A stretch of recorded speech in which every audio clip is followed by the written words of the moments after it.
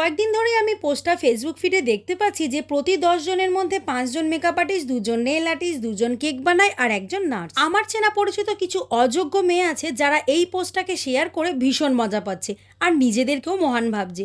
আচ্ছা তোমরাই বলো, যদি তারা এই প্রফেশনটাকে চুজ করে থাকে তাহলে তারা ভুলটা কোথায় করেছে? ও আচ্ছা, তাহলে কি তারা এটাই ভুল করেছে যে তোমার মতো বাবা মার পয়সায় ফুটানি করেনি বলে, আর তোমার মতো অযোগ্য মূর্খ হতে পারেনি বলে তোমার হিংসা হচ্ছে? একজন মেয়ে যদি তার পছন্দের কাজকে নিয়ে এগিয়ে গিয়ে সেলফ ডিপেন্ডেন্ট হতে চায়, সেখানে তুমি তাকে নিয়ে হাসাহাসি করার কেউ নয়। আর সে যাই করুক না কেন, খেটে খাওয়ার চিন্তা ধারণা করছে, তোমার মতো বাবা মা আর বয়ফ্রেন্ডের পয়সা নিয়ে পাবে গিয়ে ফুটানি করছে না। হ্যাঁ ঠিকই বলছি, ভালোভাবে খোঁজ নিয়ে দেখো, যারা এই পোস্টগুলো ফেসবুকে শেয়ার করছে না তারা আসলে অযোগ্য।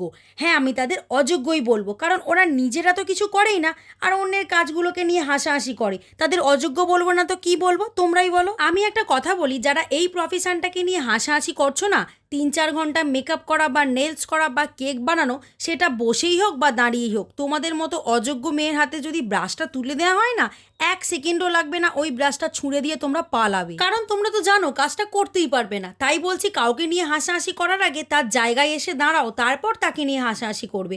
একটা সময় আসবে এই মেকআপ আর্টিস্ট, এই নেল আর্টিস্টকে তোমার দরকার পড়বে। জন্মদিনে হই হুল্লোড় করে যে কেকটা কাটো, কেকটা বানানোর জন্য ওই মেয়েগুলোকেই তোমার দরকার হবে। হাতে সুন্দর করে মেহেন্দি পরার জন্য ওই মেয়েগুলোকেই দরকার পড়বে।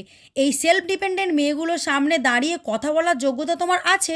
আমি জানি একদমই নেই, কারণ তুমি তো তোমার বাবা মার পয়সায় ফুটানি মারো আর এই মেয়েগুলো নিজেদের পয়সায় চলে। যেদিন থেকে বাইরে বেরিয়ে 1 টাকা ইনকাম করবে না, সেদিনের পর থেকে কারোর প্রফেশন নিয়ে হাসার কথা ভুলে যাবে। কারোর প্রফেশনকে নিয়ে হাসাহাসি করলে আমি তাদের ছেড়ে কথা বলবো না। তাই এইসব ফটো শেয়ার করে যত না মজা পাচ্ছ, তার থেকে বেশি সোশ্যাল মিডিয়াতে নিজেদের অযোগ্যটাকে তুলে ধরছো। যারা এই সমস্ত কাজগুলো করে থাকো তাদের উদ্দেশ্যেই আজকের এই কথাগুলো বলা।